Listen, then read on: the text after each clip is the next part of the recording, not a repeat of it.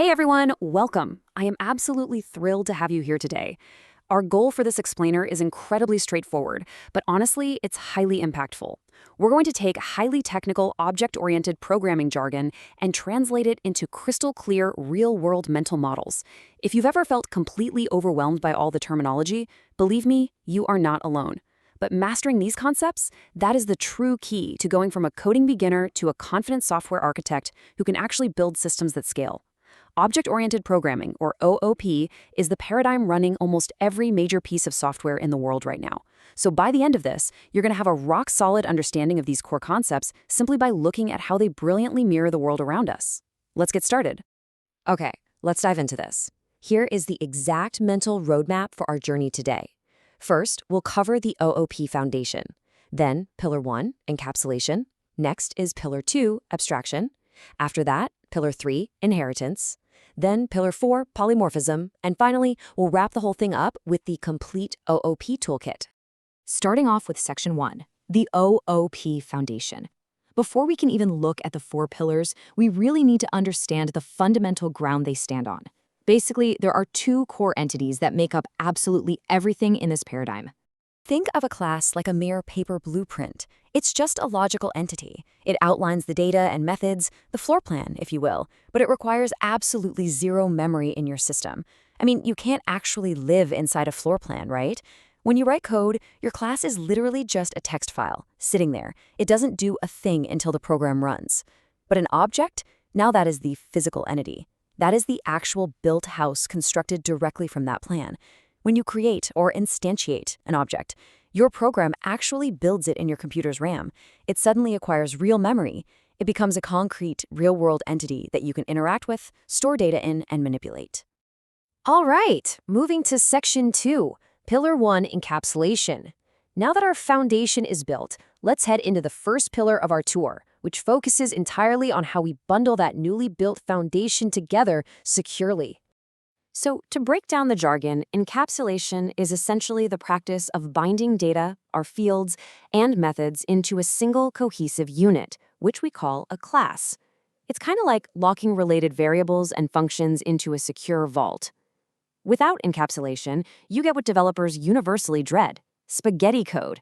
You know, this is when a tiny, seemingly innocent change to a user's profile picture somehow accidentally deletes their entire shopping cart. Everything gets tangled up, and modifying one thing breaks another in completely unpredictable ways. Think about the smartphone in your pocket right now. It represents this perfectly. When you use your phone, you interact with the screen, the apps, the camera button, but the battery, the raw internal processor, and all that highly fragile circuitry, that is securely locked away inside the shell. You don't have direct access to those sensitive components, and honestly, you shouldn't. If you could just reach in and touch the processor while watching a video, you'd probably accidentally short-circuit the thing and break the entire system. By using access modifiers, like the private keyword in Java or a double underscore in Python, we're creating a literal force field around our data, protecting it from unauthorized access. Imagine an employee object in a payroll system. We absolutely do not want anyone directly changing that salary data field. Instead, we encapsulate that sensitive data and only expose a safe, necessary feature, like a specific method just to calculate the wage. This massively increases the maintainability of our code. And that is why we use encapsulation, for security and control. Next up, Section 3, Pillar 2, abstraction. We're moving right along to our second pillar, and this one is entirely about keeping the user's life as simple and headache-free as possible. If encapsulation is the secure vault protecting the data, well, abstraction is the sleek, user-friendly dashboard on the outside. Abstraction is really the art of hiding complex implementation details and showing only the essential features of an object. It's about focusing entirely on what an object does, rather than forcing the user to understand exactly how it actually does it. Picture your morning coffee machine. You stagger over to it, half awake, press a single button, and magic happens. You don't need to know a single thing about the complex electrical wiring, the exact pressure of the water pumps, or the intricate chemical extraction processes boiling away inside. The machine perfectly abstracts all of that chaotic complexity away from you. It just presents you with a wonderfully simple interface. Press the button, receive coffee. By separating that clean, simple interface from the messy underlying execution, we can make massive, complex software systems usable by mere mortals. This allows software teams to actually collaborate effectively too. One brilliant engineer can build the incredibly complex coffee machine internals, while the rest of the team just uses the button without needing a degree in thermodynamics. It simplifies interaction and dramatically reduces user complexity, and that is why we use abstraction, for pure simplicity. That brings us to Section 4, Pillar 3, Inheritance. Let's see how this builds on the previous concepts. This pillar focuses entirely on efficiency and making sure we are never reinventing the wheel. Look, if we already put in the hard work to write the code once, we definitely shouldn't have to write it again. Inheritance is a mechanism that allows a new child class or subclass to automatically inherit the traits, fields, and methods of a parent class.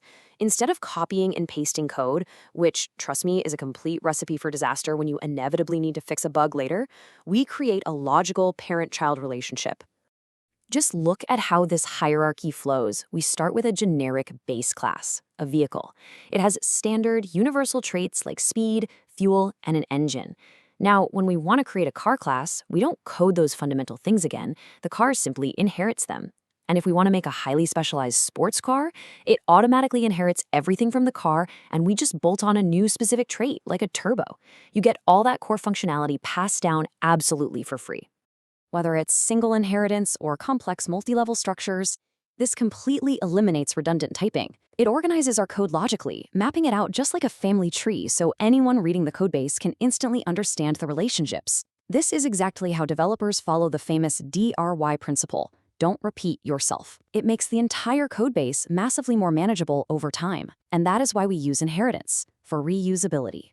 Finally, Section 5, Pillar 4, Polymorphism. We've arrived at the last and perhaps most powerful pillar of OOP. The word itself actually comes from Greek roots, poly meaning many, and morph meaning forms.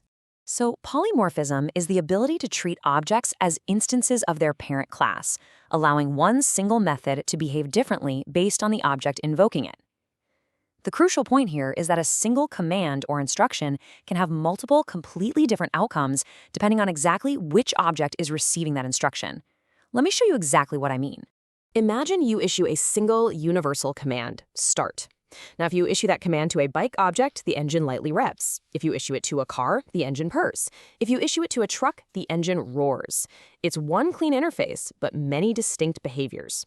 Or, putting it in standard programming terms, imagine a draw method. If you call draw on a circle object, it draws a circle. Call the exact same method on a square object, and it perfectly draws a square. This is huge because it saves us from having to write endless, messy if-else statements to constantly check exactly what kind of shape or vehicle we're dealing with. Because of this, you can add 100 new shapes to your application months or even years later, and the original draw command won't break. It will just dynamically scale to handle the new forms. It provides incredible dynamic behavior. And that is why we use polymorphism, for ultimate flexibility.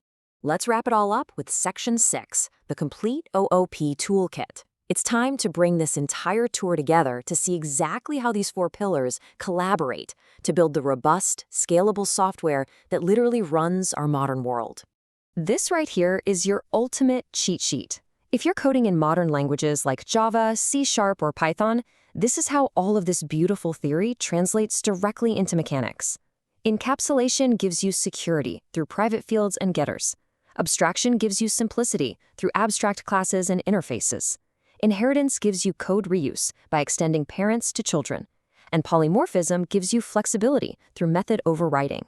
When combined, these form a brilliant, comprehensive toolkit for modeling reality in your code.